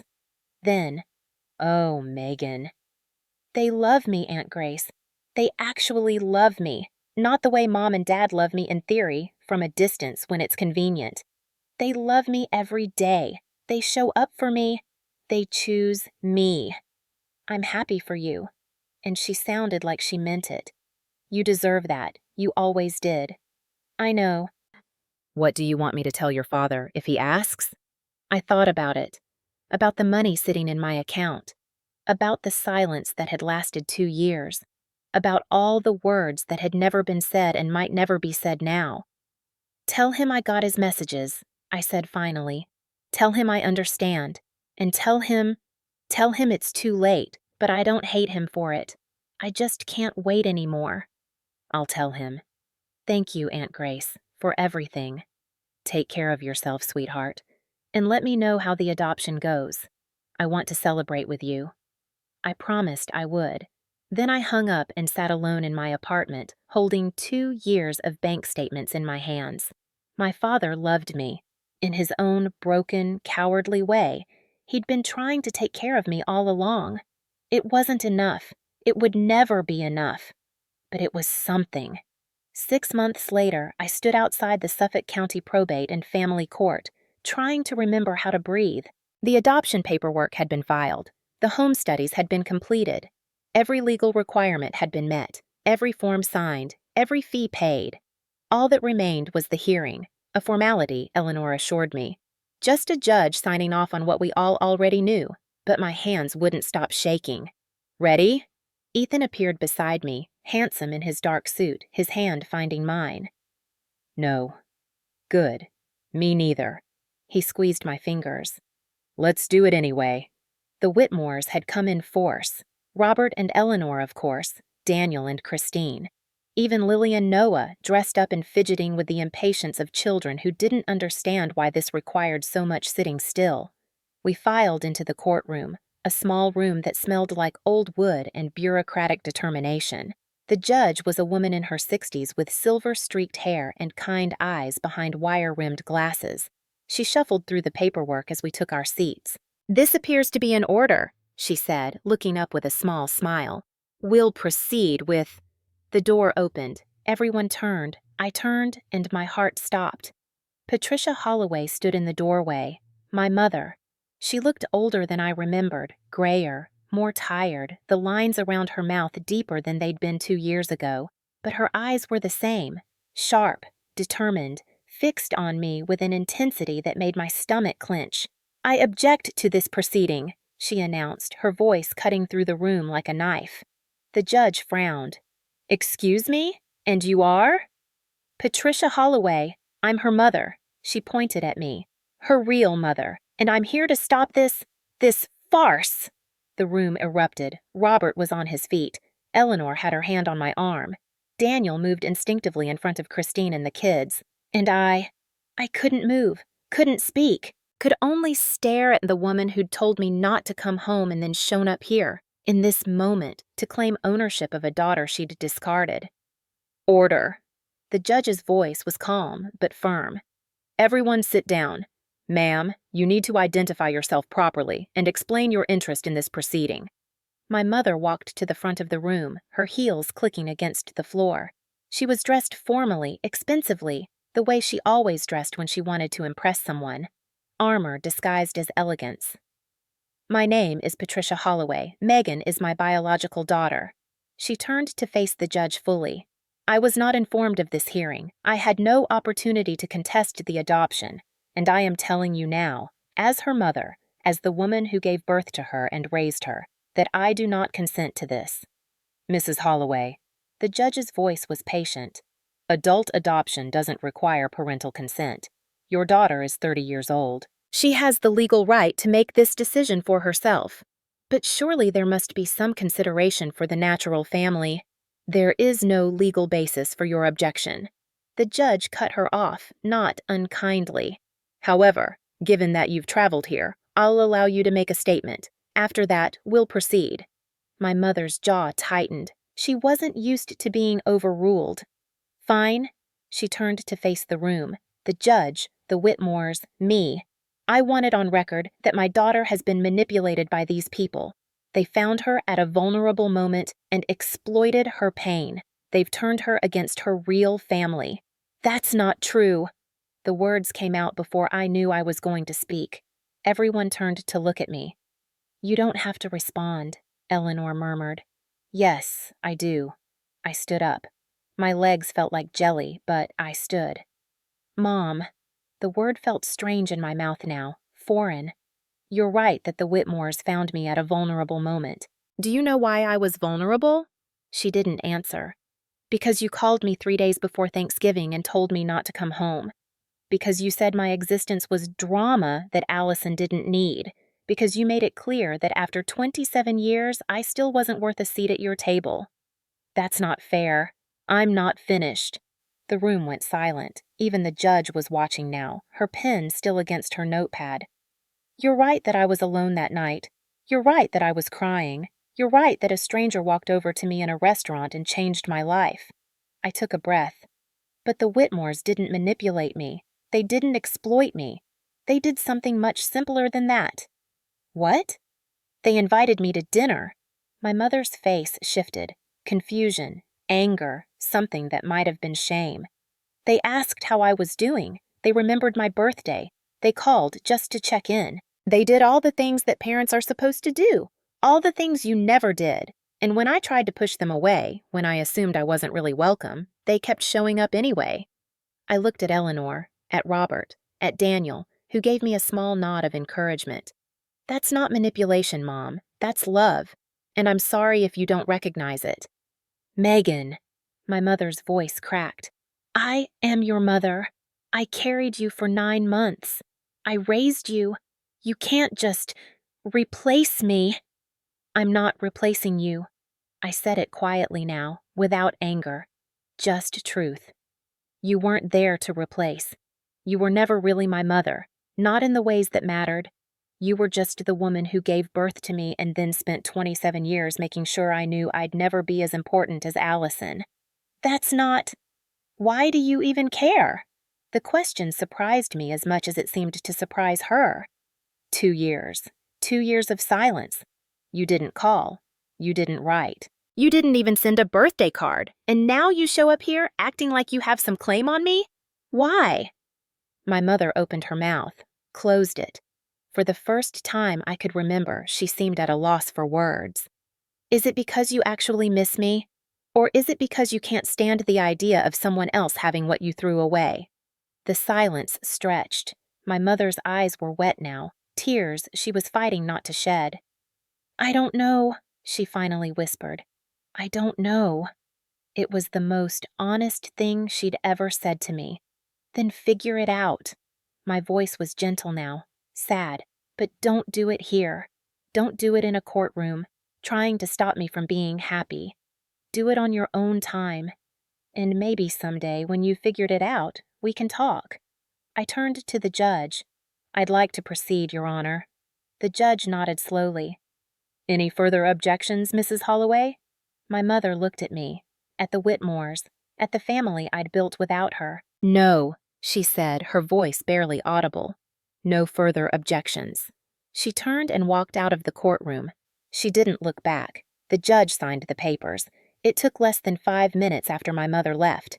A signature here, a stamp there, and suddenly, legally, officially, permanently, I was Megan Whitmore. Eleanor cried. Robert cried. Even Daniel wiped his eyes when he thought no one was looking. Lily tugged on my sleeve. Does this mean you're really our aunt now? I was always really your aunt, I said, scooping her up. Now it's just official. So we have to invite you to Thanksgiving forever? Forever and ever. Good. She wrapped her arms around my neck. I like it when you come to Thanksgiving. We walked out of the courthouse into the bright spring afternoon, the Whitmores surrounding me like a protective wall. Robert had his arm around Eleanor. Daniel was carrying Noah on his shoulders. Ethan held my hand like he'd never let go. How do you feel? Eleanor asked. I thought about it. About my mother's face when she'd walked away. About the money my father had been sending for 2 years. About all the complicated feelings I'd have to sort through eventually. But right now, standing in the sunshine with my family, my legal family, I felt something simpler. Free, I said. I feel free. Eleanor smiled and pulled me into a hug. Behind us, the courthouse doors closed. In front of us, the rest of our lives waited. And for the first time in 30 years, I was exactly where I belonged. 1 year after the adoption, life had settled into something beautiful. Ethan and I had moved in together, a brownstone apartment in Cambridge with exposed brick walls and windows that let in the afternoon light. It was bigger than either of us needed, but we filled it with plants and books and photographs from Ethan's travels. With mismatched furniture from estate sales and art prints we'd argued over for hours. With the accumulated evidence of 2 lives becoming one, I was no longer just surviving, I was thriving. The design agency had promoted me twice. I had a team now, 3 junior designers who looked at me like I knew what I was doing, which meant I had to actually figure out what I was doing. It was terrifying and exhilarating in equal measure. But the best parts of my life weren't about work. They were Sunday dinners that now felt as natural as breathing. They were lazy Saturday mornings with Ethan, coffee cups balanced on our chests while we debated whether to actually get out of bed. They were phone calls with Eleanor that lasted an hour and covered everything from recipe modifications to childhood trauma. They were chess games with Robert that I still always lost, but now I lost with dignity. They were Lily calling me at random hours to tell me about her day, and Noah sending me drawings he'd made at school, and Daniel texting me articles he thought I'd find interesting. Small gestures that said you're one of us without ever having to use the words. I had a family, a real one, and every day I woke up grateful for it. The proposal came on a Thursday evening. We'd gone back to Harborview Grill, Ethan's idea. He'd made reservations weeks in advance, which should have been my first clue that something was happening. Ethan didn't make reservations. Ethan showed up at restaurants and charmed his way to a table with that smile of his. This feels circular, I said as we slid into a booth. Not my old booth, the tiny one in the corner. A better one by the window, with a view of the harbor lights dancing on the water. That's the point. He was fidgeting with his napkin. Ethan never fidgeted. I wanted to bring you back to where it all started. Technically, it started at your parents' table. I was just crying over cold turkey when your mom found me. Okay, where the beginning of the beginning started. He took a breath. Can you just go with it? I had a whole speech planned. I raised an eyebrow. A speech? Don't look at me like that. Like what? Like you already know what I'm going to say. I don't know what you're going to say. I did, though. Or I hoped I did. My heart was already racing. Ethan reached across the table and took my hand. His palm was sweating, which was oddly endearing. This man who made everyone laugh, who never seemed nervous about anything, was sweating because of me. 4 years ago, he said, my mom walked over to a stranger's table and changed all of our lives. I remember watching her do it and thinking she was crazy. Who invites a random crying woman to Thanksgiving dinner? Eleanor Whitmore, apparently. Eleanor Whitmore, definitely. He smiled, but his eyes were serious. And then you showed up at our table, all red-eyed and apologetic, trying to take up as little space as possible. And I thought, I don't know what I thought. Something like, who is this person, and why is she so sad, and I want to know her story. That's a lot of thoughts for a first meeting. I'm a complex person. He squeezed my hand. But here's what I didn't think, not that first night. I didn't think I was meeting the love of my life. That came later. That came slowly, Sunday by Sunday, conversation by conversation, until one day I realized I couldn't imagine my life without you in it. My eyes were burning. I blinked hard, determined not to cry before he got to the actual question. Megan, I've watched you heal over these 4 years. I've watched you go from someone who didn't believe she deserved to be loved to someone who knows, really knows, that she does. And I want to spend the rest of my life making sure you never forget it. He reached into his jacket pocket and pulled out a small velvet box. I know your family hurt you. I know you're still scared, somewhere deep down, that the people who are supposed to love you will let you down. But I'm not going anywhere. I never have been, and I never will be. He opened the box. Inside was a ring. Simple, elegant, a single diamond that caught the candlelight and scattered it into 1,000 tiny rainbows. Megan Whitmore, he said, his voice steady even though his hands were shaking. Will you marry me? I couldn't speak, couldn't breathe, could only look at this man who'd been my friend first, my confidant second, my rock through 2 years of healing and another 2 years of building something new. Yes, I whispered. Then, louder, yes, yes. He slid the ring onto my finger. The restaurant erupted into applause. I'd been so focused on Ethan I hadn't noticed the other diners watching. And then I saw them, tucked into a corner booth with champagne already poured. Robert and Eleanor, grinning like they'd known all along. You planned this, I said, half laughing, half crying. Mom couldn't resist. Ethan pulled me into a kiss. She wanted to be here for the moment her son finally locked down the best thing that ever happened to him. Her words or yours? Both. Eleanor appeared beside our table, tears streaming down her face, and pulled me into a hug so tight I could barely breathe. My daughter, she whispered. My beautiful daughter. And I realized, holding her, that I wasn't just gaining a husband. I was gaining the family I'd always dreamed of, officially, permanently, forever. The wedding planning began immediately. Venue options, catering tastings, flower consultations, color schemes and seating charts, and the endless, exhausting question of who to invite. Eleanor threw herself into it with the enthusiasm of a woman who'd been waiting years for this moment. Christine offered practical advice. Even Daniel chipped in with opinions about wine selections. But one question kept me up at night. The wedding invitations would need a line for parents of the bride, and I knew exactly what I wanted it to say.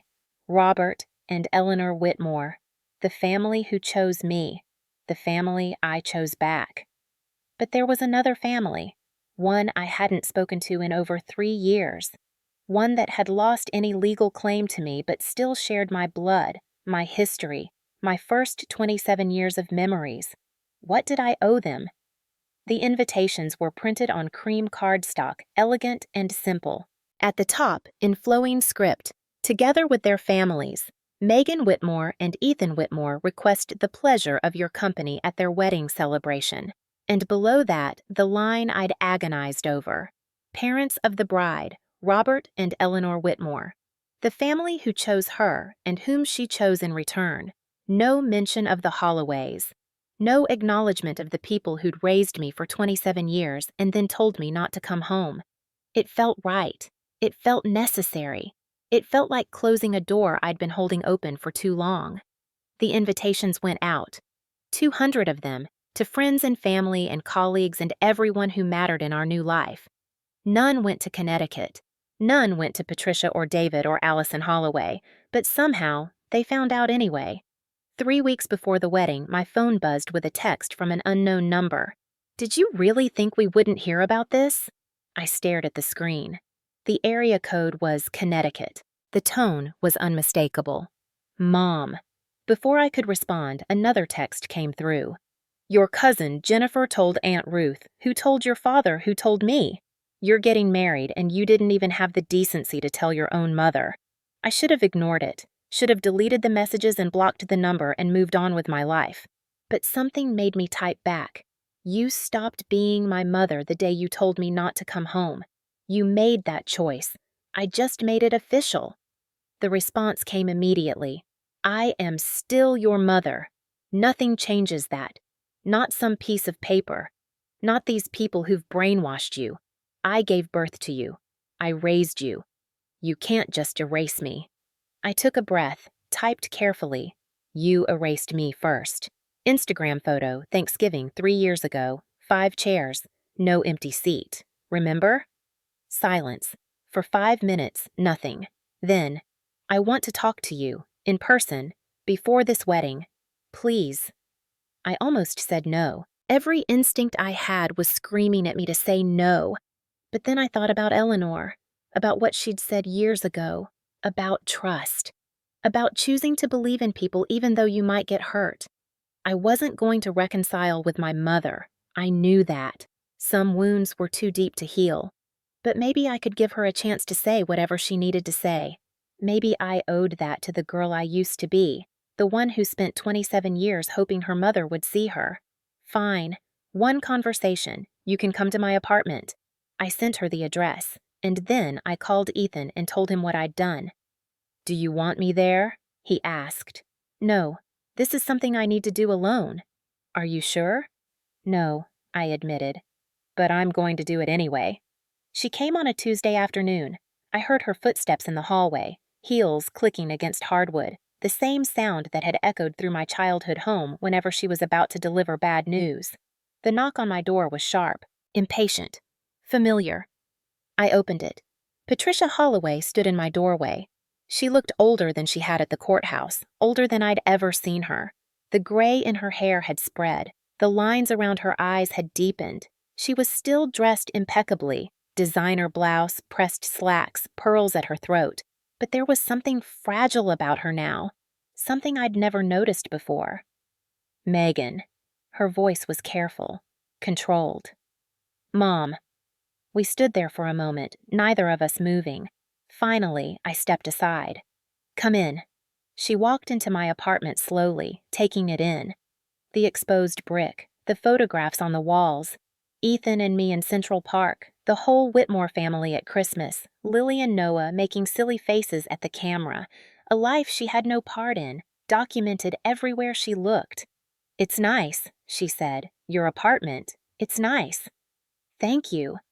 I didn't know what to expect. She turned to face me. I thought maybe you'd be living in some commune situation with these people who've adopted you. They're called the Whitmores, and they have their own house. I have mine. Right, of course. She clutched her purse in front of her like a shield. Can we sit? I gestured to the couch. She sat on the edge, perching rather than settling. I took the armchair across from her. Silence stretched between us. 3 years of silence, compressed into a single room. Why are you here? I finally asked. And don't say it's because you want to come to the wedding. We both know that's not going to happen.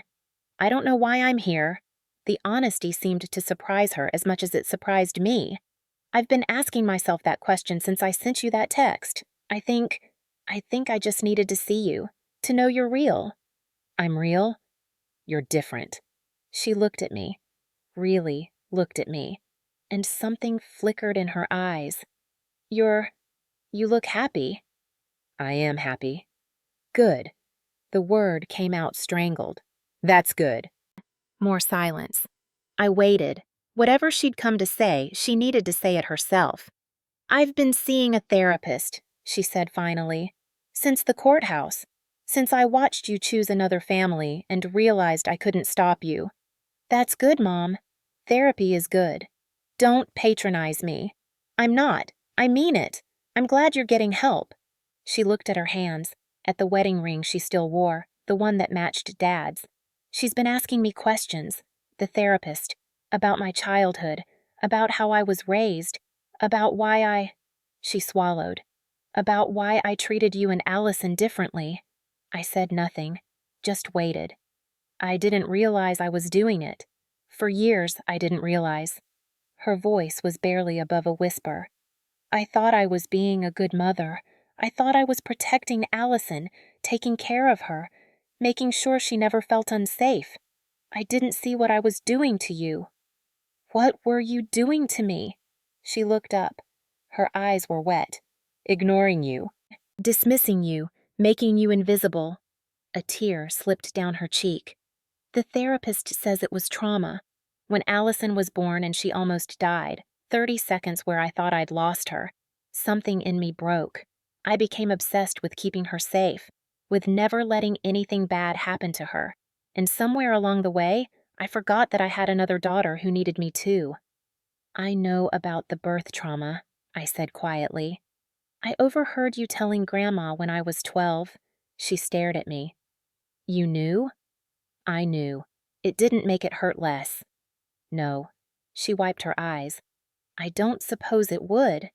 I thought about all the things I could say, all the anger I could unleash, but sitting here, looking at this woman who suddenly seemed so small and broken, I couldn't find the rage I'd carried for so long. I just felt sad. Why didn't you come after me? I asked. After that Thanksgiving, after you told me not to come home, why didn't you call? I was ashamed. The words came out like a confession. I knew, somewhere deep down, that what I'd done was wrong, but admitting it would mean admitting that I'd been wrong for years, for decades. It was easier to tell myself you were overreacting, that you'd come around eventually, that if I just waited long enough, you'd forgive me without me having to apologize. That's not how forgiveness works. I know that now. She took a shaky breath. And then the adoption happened, and I realized you weren't coming back. You'd found a new family, a better family, and I'd lost you forever. You didn't lose me. You let me go. She flinched, but she didn't argue. I'm not asking you to forgive me, she said. I'm not asking for an invitation to your wedding or a place in your life. I know I haven't earned that. I know I may never earn it. Then what are you asking for? She looked at me. Her daughter, the one she'd overlooked for 27 years, and for the first time I saw something I'd never seen in her face before. Recognition. I just wanted to tell you that I see you, she said. Finally. Too late. But I see you. Her voice broke. And I'm sorry, Megan. I'm so sorry for all the years I didn't. I didn't know what to say. Part of me wanted to scream at her, to list every birthday, every graduation, every moment she'd chosen Allison over me, to make her feel even a fraction of the pain she'd caused. But another part of me, the part that had spent 4 years healing, 4 years learning what real love looked like, that part just felt tired. Thank you, I said finally, for saying that, for seeing me. Does it help? I don't know yet. I was being honest. Maybe. Someday. She nodded, accepting it, not pushing for more. Can I ask you something? I said. Anything. Dad's been sending me money. For years. Did you know? Her face went pale. What? $200 a month. Since that first Thanksgiving, Aunt Grace told me it was his way of taking care of me without causing problems at home. She was silent for a long moment. Then, quietly, no, I didn't know. Would you have stopped him if you did? She didn't answer, which was answer enough. He loves you, she said finally. In his way. He's always loved you. His way wasn't enough. No. She stood up, smoothing her slacks. It wasn't. For what it's worth, I've been harder on him than anyone. I know I made it impossible for him to stand up for you. I know I'm the reason he stayed silent. She met my eyes. I'm trying to be better. To him, to Allison, to myself. It's slow work. That's all any of us can do. She walked to the door, then paused with her hand on the knob. Your sister wanted to come, she said. Today. She wanted to see you. Why didn't she? She thought you'd say no. She thought you'd hate her. I don't hate Allison. I know, I told her that. But she's carrying her own guilt. She knows how things were. She's just starting to understand her part in it. I thought about Allison, about all the years I'd resented her, envied her, wished I could be her just so I could finally be seen. Tell her she can reach out, I said, if she wants to. I'm not promising anything, but I'll listen. My mother's eyes widened. It was more than she'd expected. Thank you, Megan. She opened the door. For seeing me today. For listening. Goodbye, Mom. She hesitated. For a moment, I thought she might try to hug me, but she seemed to sense that would be too much, too soon. Goodbye, she said. And, congratulations, on your wedding. I hope it's everything you deserve. Then she was gone. I stood in my empty apartment, listening to her footsteps fade down the hallway. The click of her heels growing softer, softer, until they disappeared entirely. I didn't cry. I didn't feel the need to. Instead, I felt something I hadn't expected. Peace. Not forgiveness. Not yet. Maybe not ever. But peace. The morning of my wedding dawned golden and perfect. June in Napa Valley. A vineyard we'd fallen in love with the moment we saw it. Rolling hills covered in grapevines. A stone barn converted into an event space. Mountains in the distance turning purple as the sun rose. I woke up in the bridal suite with Eleanor beside me. She'd insisted on staying the night before, just in case you need anything, which really meant because I can't bear to be away from my daughter on the most important day of her life. Good morning, sweetheart. She was already awake, already dressed, already holding a cup of coffee that she pressed into my hands. How do you feel? Terrified. Good. That means it matters. Christine arrived an hour later with Lily in tow. Lily had been designated junior bridesmaid, a title she took very seriously, supervising the arrangement of my dress, my shoes, my jewelry with the intensity of a tiny general. The flowers are here, she announced, dragging Christine by the hand. And they're so pretty, Aunt Megan. You're going to cry. I'm already crying. Good crying or bad crying? Good crying. I pulled her into a hug. The best crying. The hours blurred together after that. Hair and makeup, the dress, ivory silk, simple and elegant, nothing like the elaborate gowns I'd dreamed of as a girl. This dress was better. This dress was me. Eleanor adjusted my veil, her fingers gentle against my hair. You look beautiful, she said softly. Absolutely beautiful. I looked at my reflection. The woman looking back at me was calmer, stronger than the girl who'd sat alone in a restaurant 5 years ago. That girl hadn't believed she deserved to be loved. This woman knew better. On the vanity beside me sat a copy of the wedding program. I picked it up, reading the line I'd never thought I'd be able to write. Parents of the bride, Robert and Eleanor Whitmore. The family who chose her. Are you nervous? Eleanor asked. About marrying Ethan? No. I set down the program. About what might happen? A little. I'd hired security for the wedding. A quiet precaution. After everything, the courthouse, Mom's visit, the uncertainty of what my biological family might do, I couldn't take chances. Eleanor put her hands on my shoulders. Whatever happens today, you have a family who chose you. We will always choose you. Never forget that. I hugged her tight. I love you, Mom. It still felt new, calling her that, but it also felt true. I love you too, sweetheart. She pulled back, holding my face in her hands. My daughter. My beautiful daughter. Through the window, I could see guests arriving. Ethan was already at the altar, looking nervous and handsome in his gray suit. Robert was with him, probably telling terrible jokes to calm his nerves. It was time. The ceremony was everything I'd dreamed of.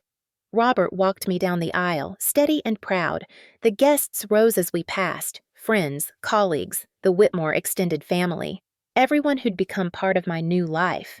Lily scattered flower petals with excessive enthusiasm. Noah carried the rings on a pillow, his face scrunched in concentration, and at the end of the aisle, Ethan waited. He was crying before I reached him. I was crying too. Robert handed me off with a kiss on the cheek and a whispered, "Take care of her."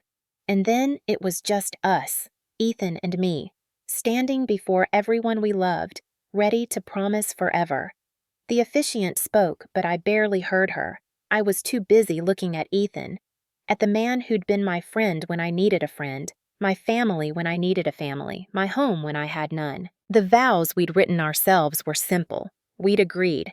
No elaborate poetry, no lengthy declarations. Just the truth. "Megan," Ethan said, his voice steady despite his tears, "I vow to choose you. Every day, in every way. I vow to be your partner, your supporter, your biggest fan. I vow to make you laugh when you want to cry and hold you when you can't stop crying. I vow to love you not despite your past, but because of it, because everything you've been through made you the incredible woman standing in front of me. I vow to be your family from this day until my last day." "Ethan," I said, my own voice breaking, "I vow to trust you, to let you in, even when I'm scared. I vow to be your partner in everything, the big stuff and the small stuff and the stuff in between.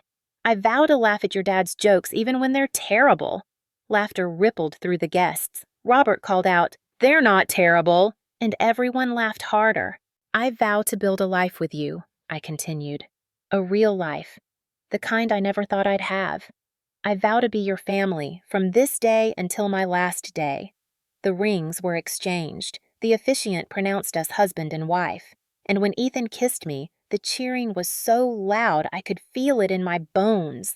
We walked back down the aisle together, hand in hand, into our new life. The reception was in full swing. The stone barn glowed with candlelight. The band played jazz standards. Guests mingled and laughed and filled their plates from the buffet. Everything was perfect, exactly what I'd hoped for, exactly what I'd dreamed. And then the security guard found me. "Mrs. Whitmore." He appeared at my elbow, discreet and professional. "There are 3 people at the entrance. They claim to be your biological family." My heart stopped. I'd expected my mother, maybe my father, but 3 people? Ethan materialized beside me. "What's going on?" "My biological family is here." "See." His expression hardened. "I'll handle it." "No." I took his hand. "This is my moment. I'll handle it." I considered my options. I could have them removed. I could pretend they weren't there. I could avoid this confrontation entirely and enjoy my wedding night in peace. But something in me said no. Let them see. Let them see what they lost. Let them see the family who stepped up when they stepped away. Let them witness the life I built without them. "Let them in," I told the security guard, "but don't seat them with the family. Put them in the back." "Are you sure?" Ethan asked. "I'm sure." The guard nodded and disappeared. A few minutes later, I saw them. 3 figures standing uncertainly at the edge of the reception. Patricia in her formal dress, looking small and out of place. David beside her, hands in his pockets, shoulders hunched, the posture of a man who knew he didn't belong. And a third person I hadn't expected. Allison. My sister was thinner than I remembered, her face drawn in ways that suggested sleepless nights. She held herself apart from our parents, arms wrapped around her middle, looking around at the celebration with an expression I couldn't read. The MC stepped up to the microphone. The music softened. "Ladies and gentlemen," he announced, "if I could have your attention, please." The room quieted. Guests turned toward the front. Champagne glasses paused halfway to lips. "Before we continue the celebration, I'd like to introduce some very special people." I watched my biological family from across the room. Patricia was craning her neck, trying to see the head table. David stood behind her, looking like he wanted to disappear. Allison's eyes found mine across the crowd. "Please join me in welcoming the parents of the bride." Patricia straightened up. I could see her preparing to acknowledge the introduction, to accept the recognition she believed was rightfully hers. "Robert and Eleanor Whitmore." The room erupted in applause. Robert and Eleanor stood from the head table, beaming, waving to the guests. People cheered. Someone whistled.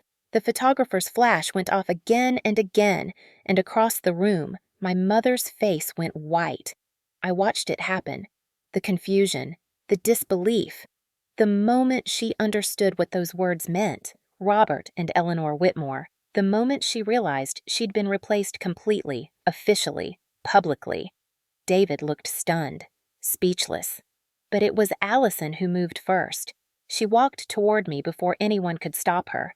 Not Patricia, not David. Allison. Megan. She reached me just as the applause was dying down. Her voice was barely above a whisper. "Can I talk to you? Just for a minute?" I hesitated. This wasn't part of my plan. I'd expected my mother to cause a scene, my father to stand there helplessly. I hadn't expected my sister. "Please," Allison said. "I came here to say something." "Not to ruin your day, just to say something." I looked at Ethan. He gave a small nod. "Your call." "1 minute," I said. "Outside." We walked out to the vineyard terrace, away from the noise and the lights. The evening air was warm, heavy with the scent of grapes ripening on the vine. The sun had just set, painting the sky in shades of purple and gold. For a moment, neither of us spoke. Then Allison said, "I'm sorry." I turned to look at her. "I know that doesn't mean anything," she continued, her voice cracking. "I know sorry doesn't fix anything, but I had to say it. I had to come here and look you in the face and tell you that I'm sorry for everything." "Everything is a lot." "I know." She wiped her eyes. "All the birthdays Mom made about me, all the times you were forgotten, ignored, pushed aside, the baby shower I didn't invite you to, the Instagram post. God, the Instagram post." 5 chairs, I said quietly. I counted. "I know. Mom told me." Her voice broke. "I didn't even notice. That's the worst part. I was so used to you not being there that I didn't even notice when there wasn't a chair for you." I didn't say anything, just let her talk. "Ryan and I have been in therapy, marriage counseling, individual counseling, the works." She let out a shaky laugh. "Turns out when your whole family is dysfunctional, you need professional help to figure out what normal looks like." "That's good, that you're getting help." "It's excruciating, actually." She looked at me. "But it's also clarifying." The therapist asked me once to describe my childhood, and I realized I couldn't do it without mentioning you, without mentioning all the ways you were treated differently. And she asked me how that made me feel, and I said guilty. And she said, "Good. You should feel guilty." I blinked. "Your therapist said that?" "She's very direct." Allison almost smiled. "She said guilt is appropriate when you've done something wrong. The question is what you do with it." "What are you doing with it?" Allison was quiet for a long moment. Then she said, "I'm trying to be better, to my kids, to myself, to you, if you'll let me." "What does that look like?" "I don't know yet." She met my eyes. "I know I can't undo the past. I can't give you back all those years. But maybe I can be different going forward, if you want that, if you're willing to try." I thought about all the years of resentment, all the times I'd wished I was Allison, just so I could finally be seen, all the anger and hurt and loneliness. Then I thought about what Eleanor had said years ago. The people who accuse you of causing drama are usually the ones creating it. Allison wasn't accusing me of anything. She was owning her part. "I'm not ready to forgive you," I said honestly. "I don't know if I'll ever be ready." "I understand." "But thank you for coming, for saying this." I took a breath. "You can reach out after the wedding, if you want. I'm not promising anything, but I'll listen." Allison's eyes filled with tears. "That's more than I deserve." "Maybe." I looked at her, my sister, the golden child, the one who'd had everything I'd wanted. She looked tired, broken, human. "You have kids now," I said. "Liam and Oliver, right?" She nodded, surprised I remembered. "Don't do to them what Mom did to us. Don't pick one over the other. Don't make either of them feel invisible." "I won't." Her voice was fierce. "I swear to you, Megan, I won't." "Good." We stood there for a moment longer. Then Allison did something unexpected. She held out her hand. I looked at it. Then I took it. We shook, formal and strange.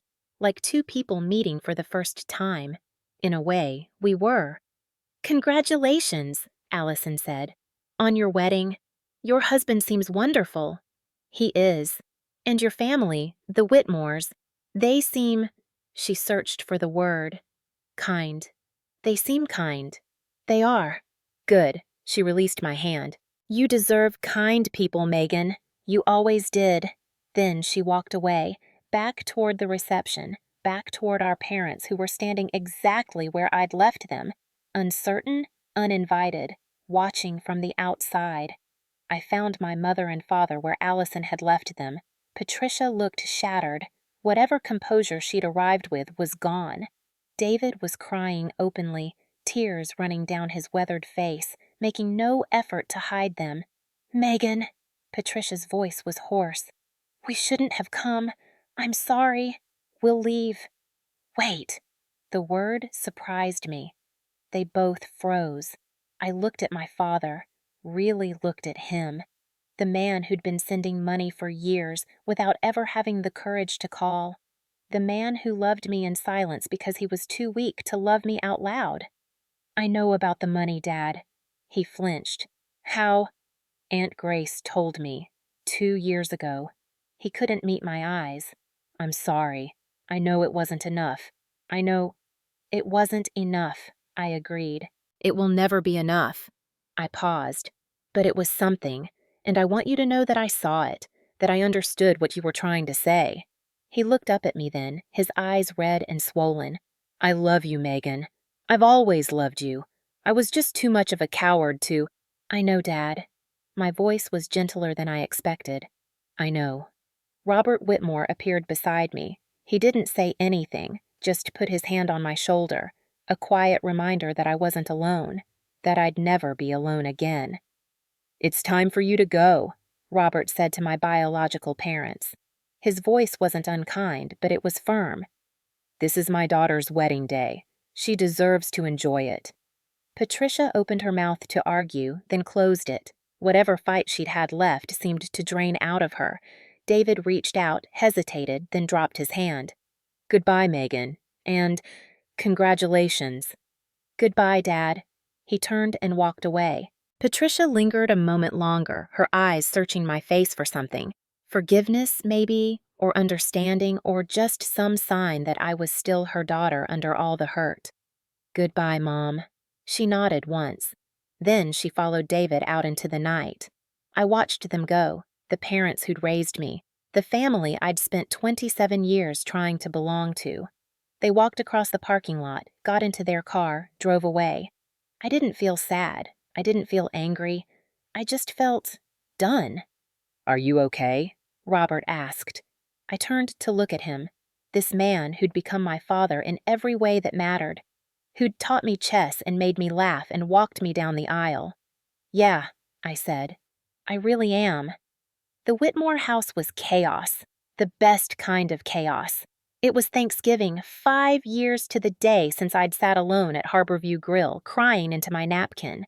5 years since Eleanor had walked over to a stranger's table and changed all of our lives. Now I sat at the head of that stranger's table, my table, with my daughter in my lap. Lily Eleanor Whitmore, 6 months old, named for the niece who'd first called me aunt and the mother who'd given me a second chance. She was perfect. Tiny fingers, rosebud mouth, Ethan's dark hair and my stubborn chin. She gurgled happily as Robert made faces at her from across the table, completely unbothered by the chaos surrounding her. And there was so much chaos. Daniel was arguing with Ethan about the proper way to carve a turkey. Christine was trying to keep Noah from eating all the rolls before dinner.